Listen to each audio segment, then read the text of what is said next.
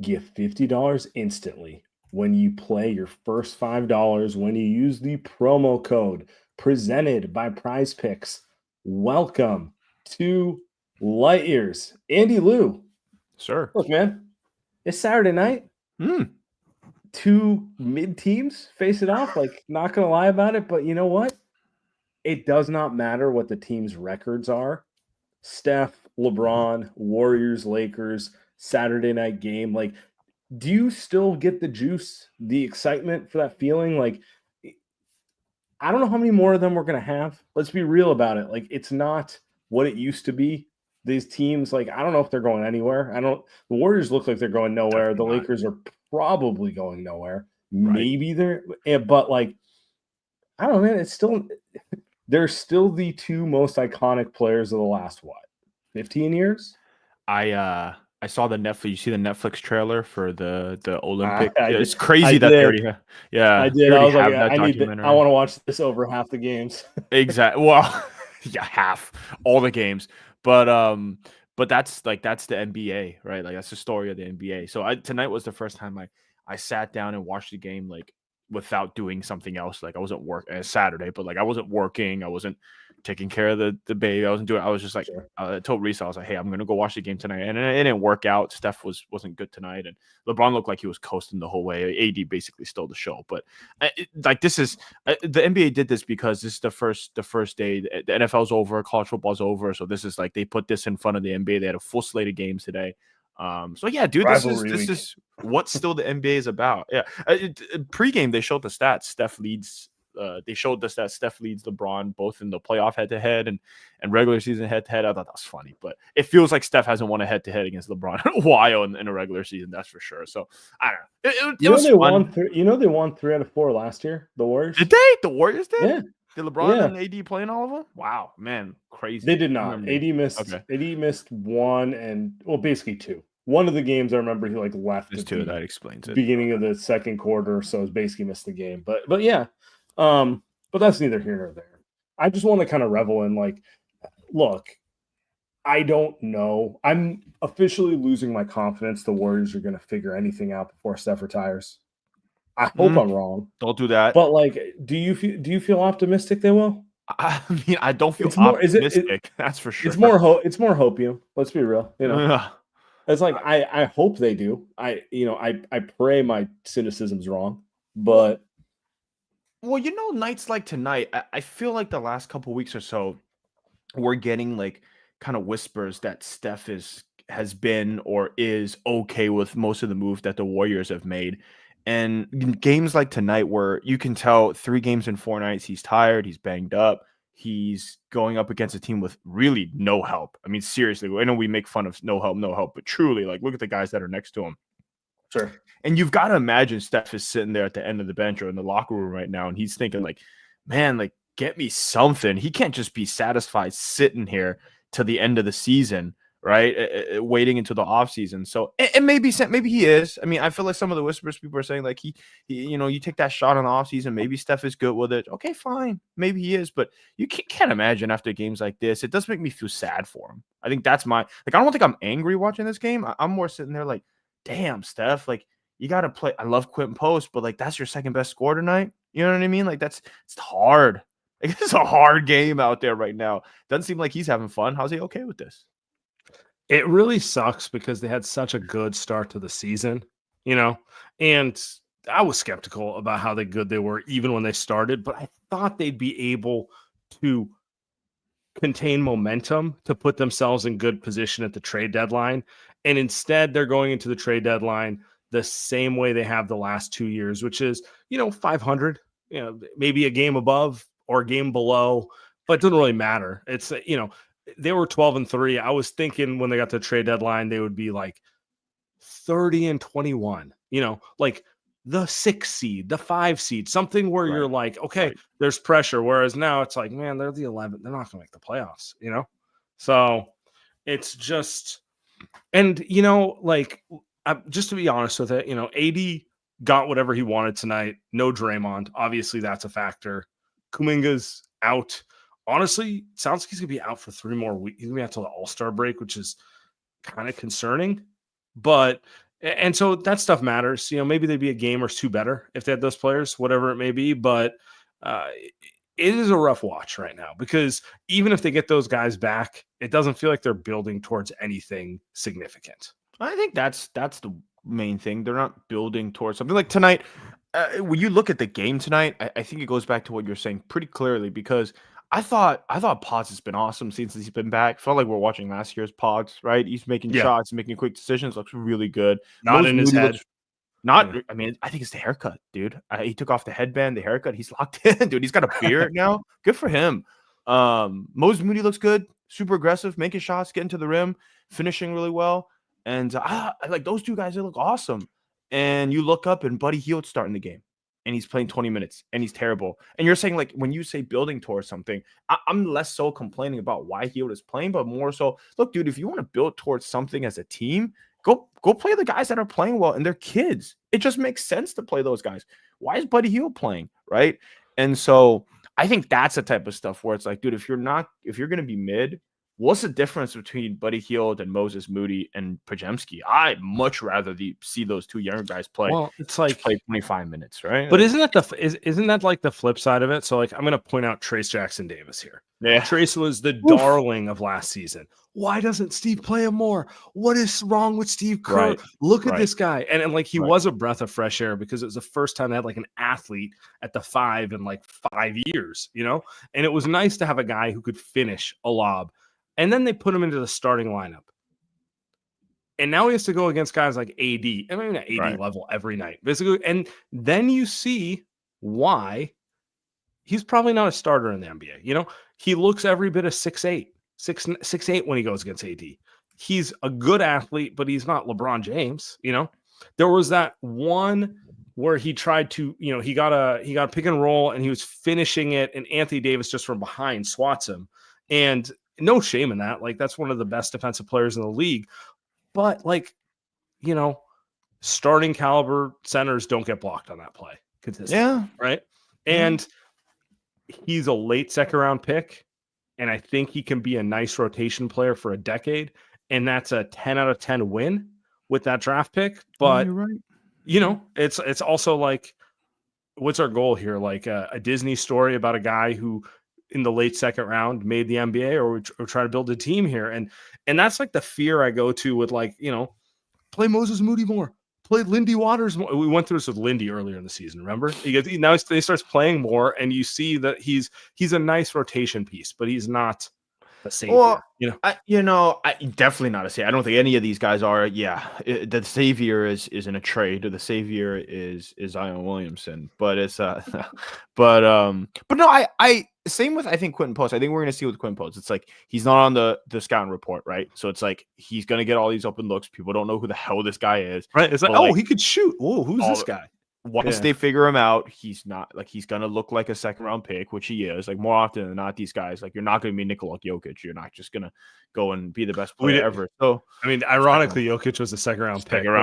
That's what I'm saying. That's what I'm saying. It's not gonna happen. Quinten Post. You don't think Quinten Post is 24 years old? This is who he is. But I won't touch it. I love Quinten Post. I think we're gonna get to him later. But I do think Sam. But I do think Moody and Pods, they are better than TJD at their role, though. Like, Moody and Pods both have more upside than TJD. Pods has the feel, way better feel, and then Moody has a size, shooting. Like, I think it's worth it to give those guys more. But you're right. Does it change anything? Like, tonight, do they lose the game by 4 or maybe win instead of losing by 50? Like, maybe, but probably doesn't make any difference long term. Long term, the conversation is still the same. But Sam, but when you say directionless, though, like, that's what I'm trying to say, though. Like, if my team is going to be mediocre, and regardless of what happens, they're mediocre, I would just rather see the players that I think at least could be good, right? Like, it's the same thing if your football team is bad. Just throw the quarterback out there, see if he's good. If your baseball team is bad, throw the prospect out there, see if he's good. It's the Giants thing. It's like, hey man, if we're not gonna win games, I'd rather see if Grant McCray can play than run a 34-year-old career journeyman. Yeah. And it might not lead to more wins, but I know the veteran's not leading us anywhere. Yeah, honestly, that's kind of the more frustrating part of the whole thing. It feels like a gigantic game of whack-a-mole because I can see Steve Kerr, who probably too harder on young guys than he should be. Definitely not a young guy coach, but you can see the logic of like, okay, well, I don't want him to get exposed, so I'm gonna make him earn it. But at the same time, I don't know. It's just it doesn't matter. I guess is my point. It doesn't matter. Let's talk Quinten Post for a minute. I feel like that's the only positive from the last game and a half here, which is like, yeah, I remember when they drafted him, I was kind of like, I kind of like this pick. I liked what I saw in college. I'm like intrigued. And he didn't play the first 2 months, and now he's in there, and he looks like something they're lacking, which is a legitimate 7-footer who knows how to set a screen and can hit a jump shot and generally just play in the flow. The legit 7-footer I think is pretty key. He's the first guy the Warriors have had legit 7-footer since what? James Wiseman and Kevin Durant? Are those the last 2 true 7-footers that the Warriors have had? It's hilarious. Forgot about Big Jimmy. I was gonna say Bogut, but you're right. Those two guys. Yeah, well, Bogut. It was Zaza 7 feet. Is Zaza? No, Zaza was 6'10", but he's built. Yeah, like a brick. Hilarious. Oh. Yeah, but Zaza, big dog. Funny because I know he's slow on defense, but dude, sometimes the size is just what matters, man. Like there were a couple possessions where he can just body AD. Like, is he stopping AD? No, nobody's stopping AD, especially not tonight. But he can just body guys, get in the paint. Obviously, to your point, like he can shoot the hell out of the ball. He's fearless. I mean, he's older. He's 24. Like he's ready to play. Like there's no project with him. He's smart too. Like he is. Yes. He fits the Warrior system. He can pass the ball a little bit. He can play the 2-man game with Steph. They can run the high screen. Like he should stay in the rotation. There's no reason he should not be getting 15 plus minutes for the foreseeable future. You know what's funny? The Warriors are they make it seem like it's so hard to crack into their rotation. And the other night I'm watching the Memphis Grizzlies, who I know Warriors fans, Memphis Grizzlies are very annoying, but they are one of the more fun watches in the entire NBA right now. They play really fast. They've got a ton of awesome players. But Sam, do you know who's in their starting lineup? There's a rookie in their freaking starting lineup. Jalen Edie start a lot of Jalen Walls. Yeah. Edie did. Yeah, they got 2. Yeah, I know Edie not as impactful as much anymore. But yeah, dude, they start rookies, man. Like they start Jalen Wells. Like it's not that hard into this NBA to play rookies, dude. I know the Warriors make it seem like there's a whole thing. Quinten Post probably should be playing because he's 24. Right. And he's big. He can shoot. Like it shouldn't have taken him 2 months to get here. Like he is a perfect player for today's NBA. You got Utah next. You're telling me he can't play against the Utah Jazz, And then you got OKC. Well, you got issues with OKC, whether he plays or he doesn't, but he can at least body. He's got the size to mess with like Hartenstein. He should be able to give you like 15 minutes in that game. You're looking at the schedule here. Like he should be in the rotation on the regular. So it's the over. He is, yeah, and he's got offensive upside. I mean, he scored 20. How many guys on this roster have scored 20 points in a game? Well, it's not good. Like obviously Wiggins has done it here and there. Buddy Hield did in November and hasn't since. Steph goes without saying.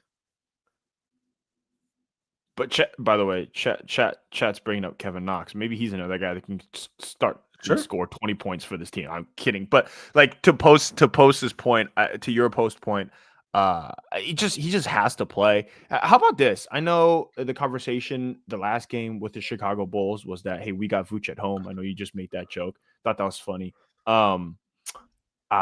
They could use both guys. It's not that hard, man. They could use 2 centers that can score. If it's one thing this team needs, is they need guys that can score. So it's like it'd be nice if they have Vucevic, who's an actual 20-point scorer, and Post, right? They need a lot of things, but more than anything, they need guys who can relieve offensive pressure from Steph. We didn't really talk about it, but Steph was terrible tonight. And it's been a more consistent thing. And people say he's older, and that's objectively true. But a large part of it is this is by far the least talented offensive team he's played with in his entire career. Like his rookie year, like Monte Ellis would be the second best offensive player on this team. Just think of every team Steph's had. Actually, the only one I can think of that had less talent was the team in 1920 where he broke his hand in like the third game, or the fourth game. This team wishes they had. They're just not like. I'm not saying this team is worse than his rookie year team, but they certainly don't have the offensive talent. Like that team had Corey Maggette. We got new Maggette here. The team had, Monte could get it up. And I'm not even saying it wasn't a good team, but I'm just saying they had guys who could score the ball more than this team does. This team, it's really hard for them to run offense. And so you add in the fact that he's older, it just leads to uglier basketball. Like every second game, I feel like is a meme where he's getting triple teamed at half court. Yeah. Like the Kings game was a joke, man, where he's just they're sending three guys at him and they're saying anyone else do anything, go for it, do something. So, that's not to say that he's not showing his age time and again, but like, I don't know if prime Steph looks amazing with this team, to be honest with you. He looks better than this, but there's only so much you can do when you're out there with a bunch of guys who should be like the seventh man on a rotation on most teams. Just go look at the Lakers. We just watched the Lakers. We just watched LeBron. I thought played pretty, he was pretty okay today. He has a second star. He has Anthony Davis. He might be the second star, to be honest, on his own team. Sure, yeah. Yes, you're right. You're right. But your point stands. Yeah. He has a top 15 guy, maybe top 10. Steph doesn't even need a top 15 guy, by the way. Can you get Steph a top 25 guy? Solves a lot of issues. Do they have a top 40 guy? Well, I really don't want to be in my head is Wiggins 37? Like, you know what I mean? Like, I'm not even trying to be a dick about it, but it's just like I don't think they have a top 40 guy. Draymond probably is, but he's not. Yeah, is he healthy? I don't even know when he's coming back, so I don't know. Wiggins 40s is kind of where he is, right? Like in that range. But to your point, they have a lot of guys that are 40, 50, maybe. It's Wiggins. I don't even think they have a lot of guys. I don't even think they have a lot of guys there. I think Wiggins and Draymond. I think Wiggins and Draymond are in that 35 to 50 range. There's certainly so top 24 is top 25 is all-star. Are Wiggins or Draymond even close to all-star right now? No. And so we can argue are they the next 10-ish players in the league? The answer is probably not. Still. Yeah, that's right. So they're probably somewhere between 35 and 50. And that's not a knock on them. That's a good starter in the league. That's a plus starter in the league. But, after those two guys, then you're dropping off. I don't know, man. I keep saying this and it feels mean, but it's just a limited, there's just not a lot of talent on the roster. I don't know what else to say, man. There's just not a lot of talent on the roster. It's they have a lot of guys who on another team would be playing 2 to 3 roles down. That's all I'm saying. Wiggins on the Lakers would look awesome because he's their 4th option or 5th option in the starting lineup. In many ways, he's exactly what they need. They need a guy who defends and can hit open shots, right? But on the Lakers, what is he? He's okay. LeBron's a first option. AD is a second option. Reeves is running your offense. He's just an upgrade from Dorian Finney-Smith. That's kind of my point. He's 10 times better. Exactly. Of course. But my point is, but exactly, he comes in as your 4th or 5th option. You go look at the Thunder, same thing. And the Warriors are running him as a second option. And it's actually, I mean this actually as a compliment to him. They're asking him to be more than you should be asking him to be. And you can say that for 8 different players on this roster. Yeah.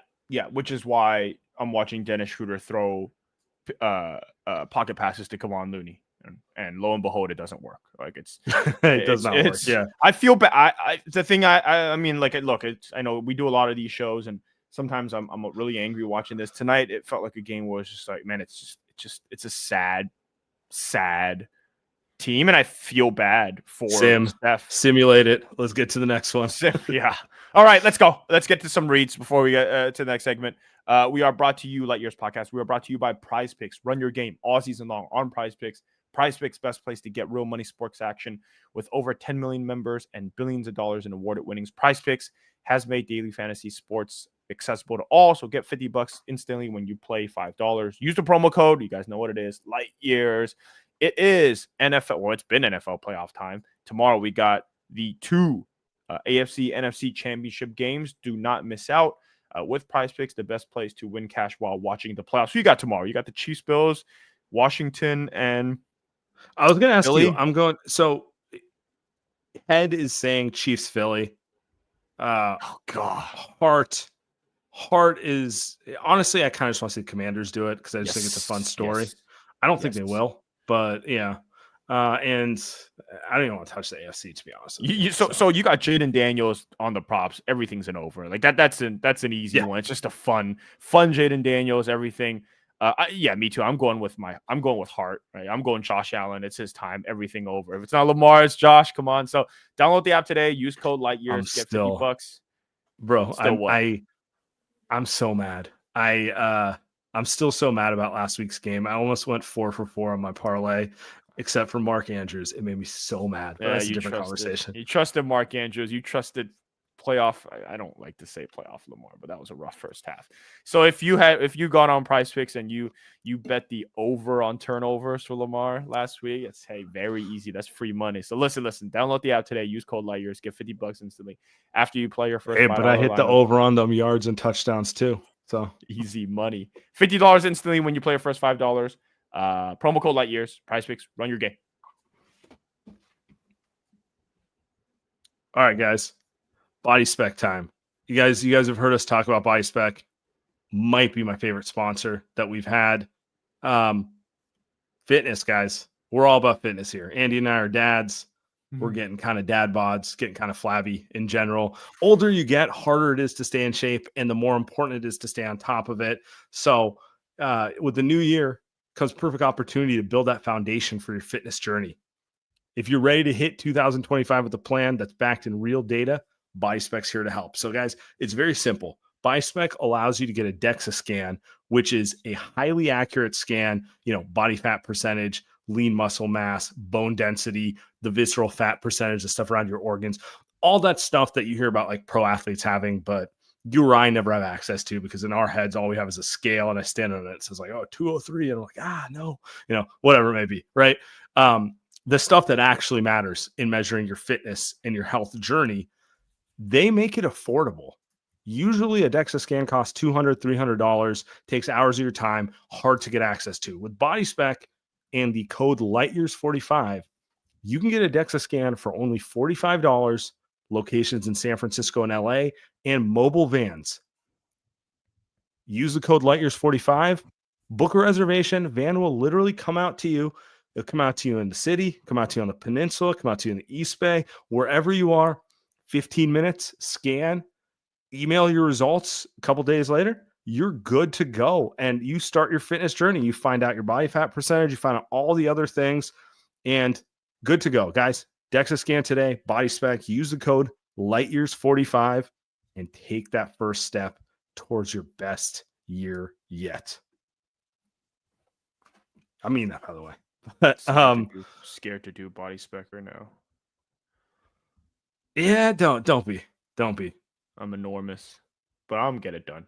I'm gonna run a couple times and we'll get it done.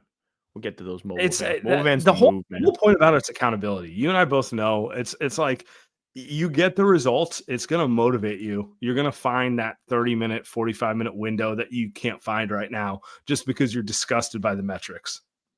Accountability. It's what the Warriors need. It's true, though. It's true. Like, is there nothing worse than the metaphoric standing on the scale and seeing the number that's like just higher than like what you've decided is acceptable in your head?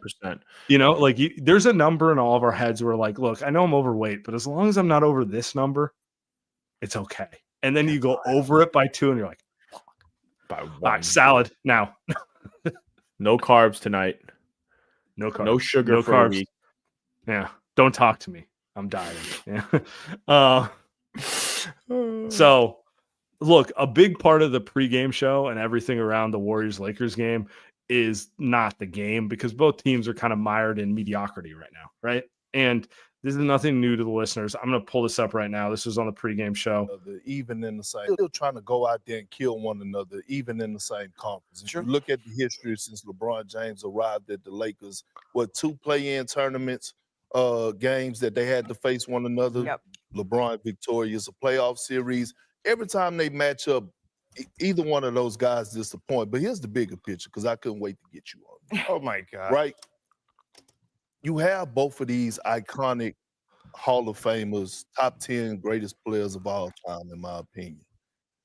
They still want to win. They're playing at a high level, right? And when I'm looking at the Warriors, I'm looking at Steph. He's the only superstar in the league that doesn't have a certified number 2. Why is that? You look around the league, Braun has one, Kevin Durant has one, Jokic. It was partially his fault. What you mean?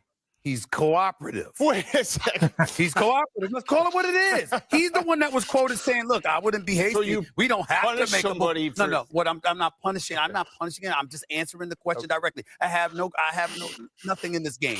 At the end of the day, that's what you're doing. You're not being a headache. You're not being cantankerous. You're not saying, "Damn it, this is not enough." Cantankerous. I need Great more. word. We know LeBron's gonna do that. That's what he does religiously. He makes it an annual thing for him. Okay. It's not that. Stephen A is the best, man. I just This really is where they're at their best. By the way, before we move on, I watched that clip and Bob Myers just like having emotional reactions in the middle might be my favorite part. He's like, "Hey, you can't say that." I was very upset when Bob left. I kind of blamed him for a lot of stuff. Time settled. I miss the man now. I kind of, I might have been a little over the top with some of it. Bring him back. I might have not valued some of the soft skills. What was it? You know what I'm saying? Business. They might be missing some of his soft skills. Sam, Bob Myers went and drafted Jaden Daniels. Okay, he knows ball, brother. He knows ball. The Warriors need him back. Look, man, he left the Warriors. They fucked up the Clay situation, and he goes and gets Washington a franchise quarterback. I honestly think he knows jack shit about football, to be honest. No chance he does. No chance he does. What does he actually do for the Commanders? What do you think he actually does? He's just a face? Like, what does he actually do for the guy? I really thought about this. Management consultant. I train winners. I'm a what was it? Like it feels like such a Silicon Valley thing. It's just like I'm a motivational coach. Something he's like a that, motivational. He really is. He's an advisor and consultant to the owner, Josh Harris. That is what he does. Wow. He helped him find a coach. Okay, so wow. Yeah, he truly soft skills. Wow, how much does he get paid to do this? Bob Myers, what a legend. He's the guy that helped him hire Adam Peters and Dan Quinn, by the way. So there you go. Bob Myers. A lot of good management is just hiring the right people and making them move in the right direction. Yes, Joe. Yes, Joe. Joe used to do that. Joe used to be great at hiring the right people. We're not getting into that tonight. What do you think of that point that they're making? Like Perk's not wrong, and I appreciate him for bringing it up, which is, Steph is kind of the only A-list star in this league who doesn't have another guy who's just a perennial all-star as a teammate. Stephen A, I agree with Stephen A, and I think Warriors fans have pointed this out. I think Steph doing the Twitter fingers thing, let us figure it out, really added fire to the thing and really made it a bigger thing, because when Steph did that, I know we talked about it, but when Steph did that, I think it was pretty obvious he was starting to get affected by people saying, like, look, we got to do something. We got to do something. Yeah. And Steph never does stuff like that. He doesn't care. But I think he was starting to get affected. And I think Stephen A is right. Here's the thing, though. Here's the problem. The problem is Steph has done this forever and it's worked. So Steph isn't going to change. LeBron has done it forever and it's worked. Both guys have won 4 championships. They're not going to change. That's the 3.5 for LeBron, to be fair. Yeah, 100%, 3.5, 3.25 if you want to even count it. And like here, that's the problem is like these guys, they're 36, dude. They're old. They're 37, 40, 38. 40. Like they're not going to change who they are. Now, you can argue all this stuff. You could be like, Steph, listen, the guys that you trusted, they're not there anymore, right? Okay, Steph, you're older. You got to get more help. It's like, okay, those are all things, but just I think walk into Joe Lacob's office and bang your fist on the table. Like that's gonna fucking do shit, give me Nikola Vucevic, like that's not who Steph. Yeah, that's really who Can he's you gonna can bang you the can table you for. imagine? I'm imagining our guy Marcus writing the article, Steph pacing outside, just thinking about how he wanted it. And then he walked into Kirk's office, put his fist on the table, and said, "I want Vooch. Get it done." Honestly, if Steph did that, Steph, you gotta be serious. You can't be doing that for Nikola Vucevic. Come on, Jimmy Butler, I get it. I mean, but like, honestly, I think. By the way, I think that's part of the reason Steph is not like being more aggressive. He's like, bro, I'm not fucking cashing in all my equity for Vooch. yeah, I got Vooch can't at home. disagree. That's why after that post story about Steph picking him up, you really do think he got Vooch at home. I think it's a trickle down of all the years of them trusting each other and it working, and now. And you could argue it's not worked for years, but I think in his mind, I think it's been fine. I think they've really, really built up the equity with each other that it's fine, and it's just not going to change. So I don't know. Do you think I don't think he's right. You can blame Steph, but it's also like that's not who Steph is. So how can you really blame him? I know you have a take. I don't think he's wrong, and I was just thinking about this because LeBron's throwing a tantrum. Like not like a true tantrum, but it's like he's being pretty direct about we need another piece. We're a piece away. Like it's pretty like he's not like kind of like leaving for interpretation. He's being pretty direct about it, right? And he's done that for the better part of a decade. And sometimes it's worked, sometimes it hasn't. And Steph's taken this approach, and it's worked and it hasn't at different times. And the thing I keep coming back to is I don't know that it matters. I think what matters is having an actual competent front office. Because Steph can go in and demand a bunch of stuff, and I don't think he can change the market. Or he could be hands off. And I don't think he can change the fact that Joe got way too excited about Kuminga last year and passed on Siakam. Maybe Steph could have put his foot down and be like, no, do the fucking trade today. But that's not his job. Maybe. And my point is, LeBron gets a lot of credit for putting pressure on the front office, but that pressure he put on the front office with the Lakers led to the Russ move, and that was a mistake. I think we don't give the Heat, I don't think we give the Cavs enough credit for the people they put in the front office for actually making the moves happen. Like, obviously your best player is the most important person, and the pressure they put on you does matter, but ultimately the person who executes the move has to be able to get it done. You know what I'm saying? Like, I feel like we're putting, I feel like there's just an assumption that like if Steph goes into Joe Lacob's office, that magically Kevin Durant's going to become available. And like, they don't have that kind of power. Like, it kind of comes down to, can your front office make it happen? Or can they draft? Can they pick the guys to develop? Yeah. Can they be can they navigate free agent? Can they can they navigate? Like, can they make the roster happen? Because everything else in some ways is window dressing. This all started when Joe Lacob took over and they fired Mark Jackson against Steph's wishes, and they hired Steve Kerr. Right. Yeah. I mean, I think we haven't talked about that in a long time, but like he was mad they did that. Arguably the maddest I've seen Steph publicly. The second maddest I've seen him publicly might be Twitter fingers, to be honest with you.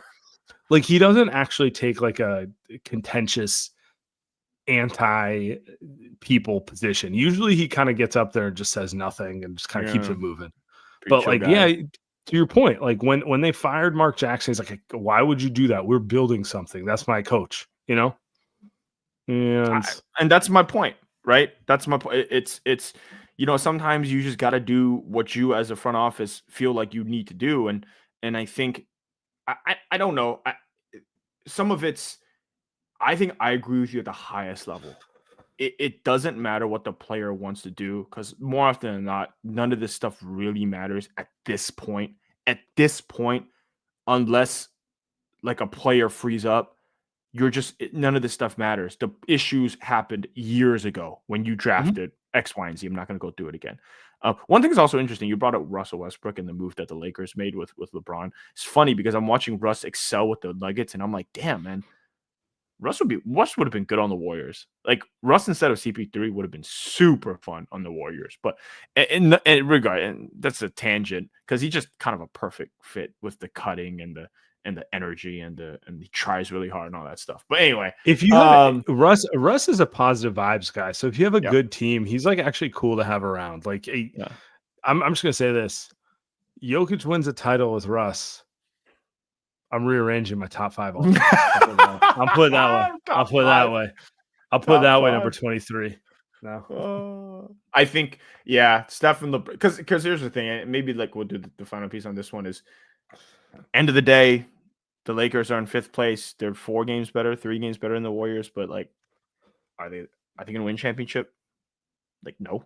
They're gonna be 1 round better than the Warriors, 2 rounds better than the Warriors.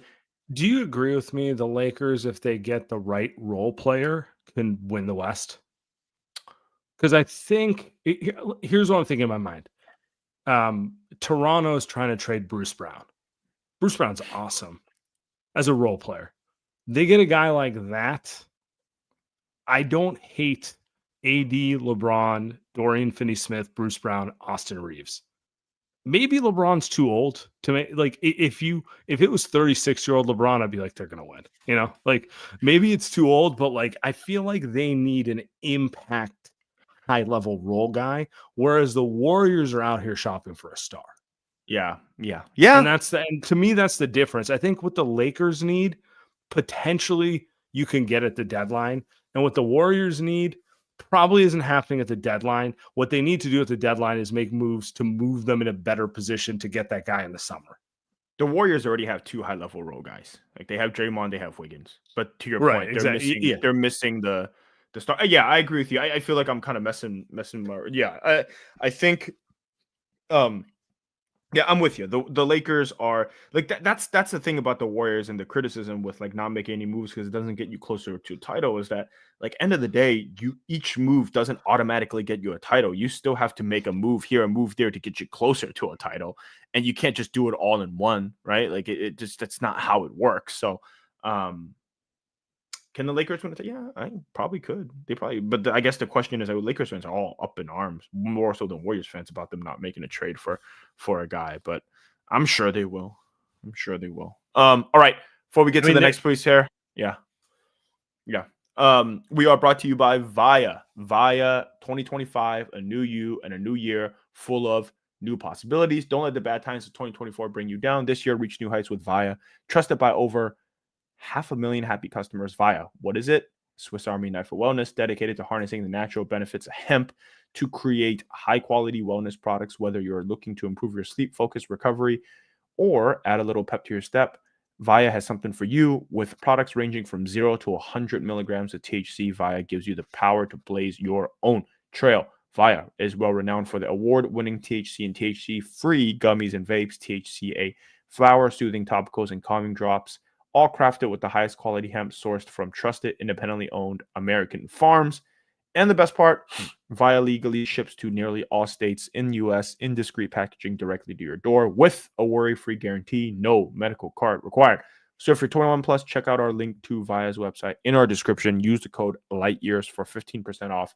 That's code LIGHTYEARS to receive 15% off. And if you're new to Via, get a free gift of your choice. After you purchase, they ask you when you heard about them. Please support our show, Light Years. Tell them we sent you this year. Enhance your everyday with Via. I haven't asked you this. Let's say, so it's been pretty heavily reported, and maybe it's true, maybe it's not, but I have no reason to not believe it. They're not willing to give up their main assets unless they can get a star. They want to save their main assets for a star. So let's say they're not willing to trade the 2028 first or stuff like that. What would you like to see this team do? And I don't mean that in sense of a player, but like what type of skill set are you looking to add to this team? Well, I love this question. Because the obvious one is like they need to add a second star, but like if that's off the table, what are you trying to do in the meantime to move yourself in a better position to the offseason? I would love to see them.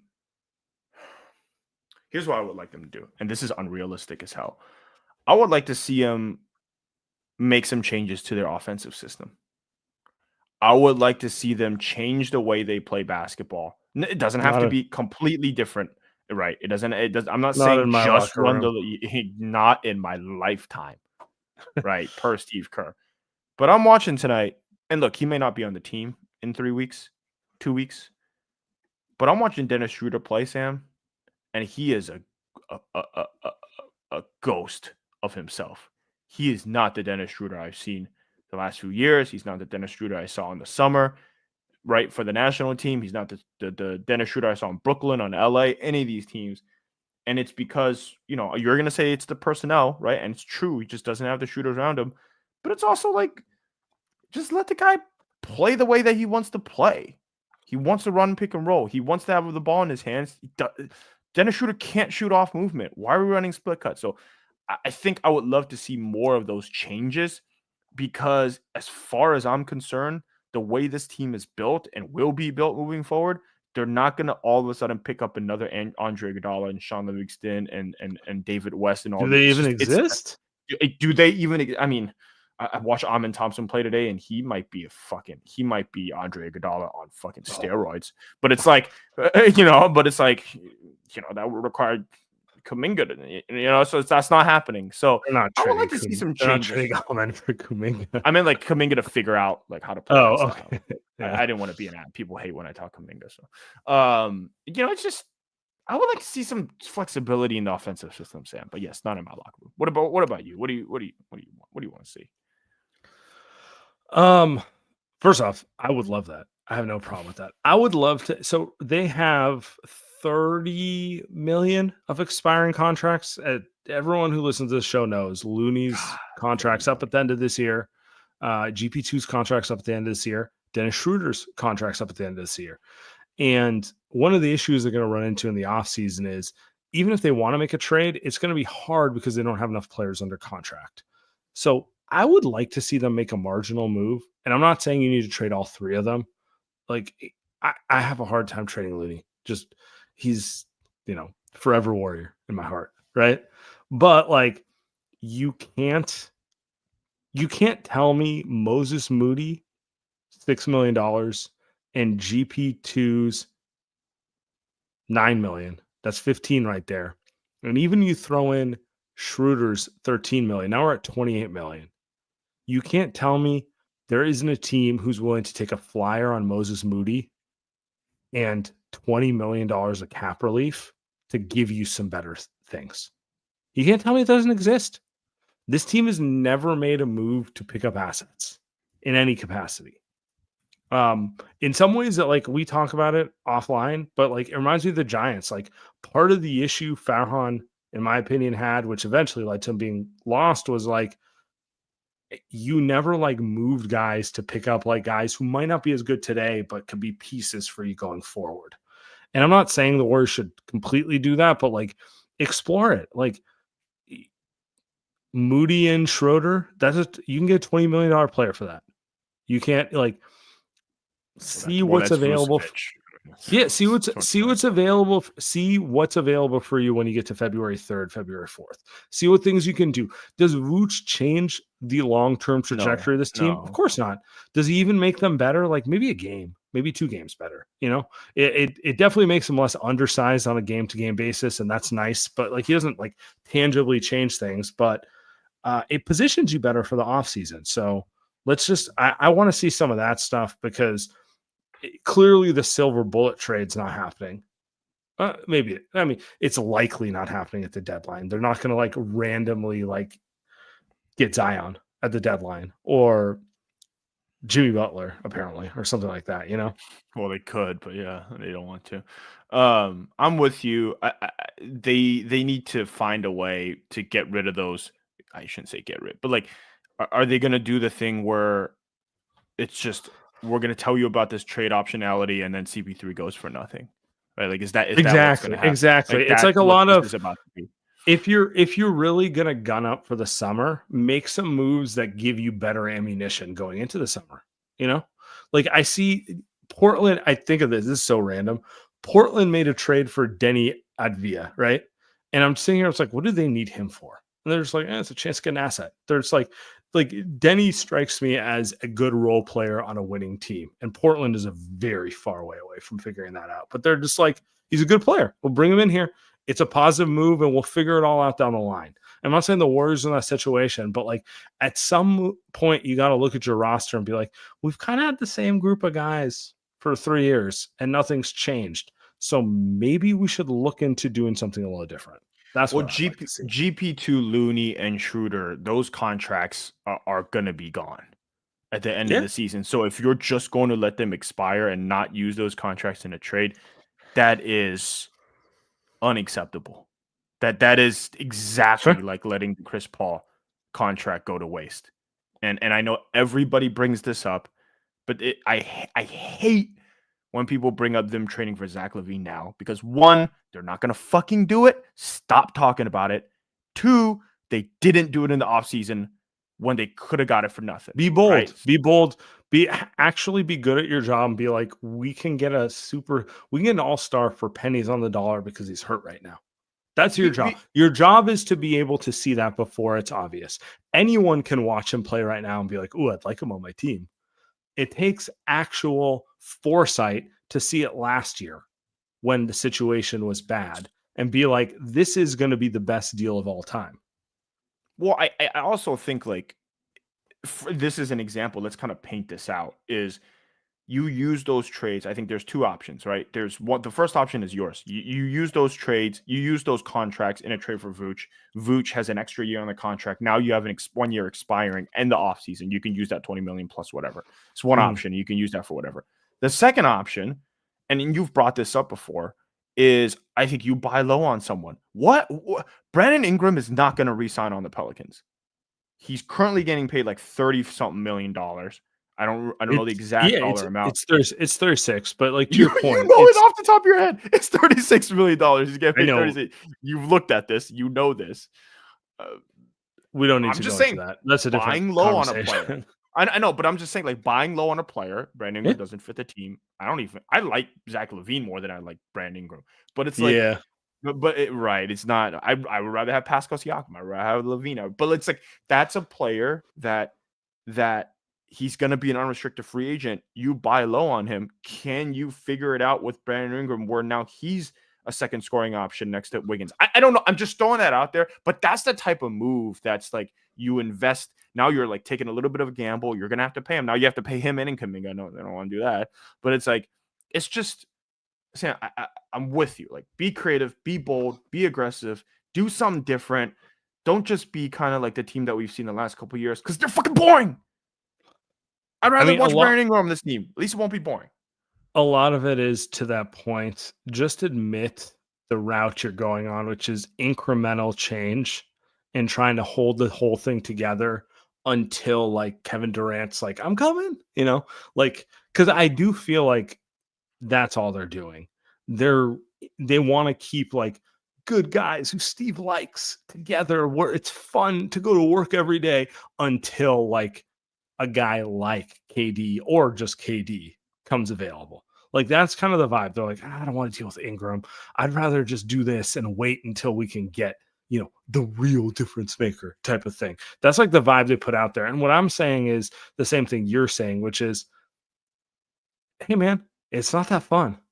And I actually think what you want is less realistic than what we're proposing, which is take a little bit of a gamble. If it doesn't work, I really don't believe it'll be that hard to get off of.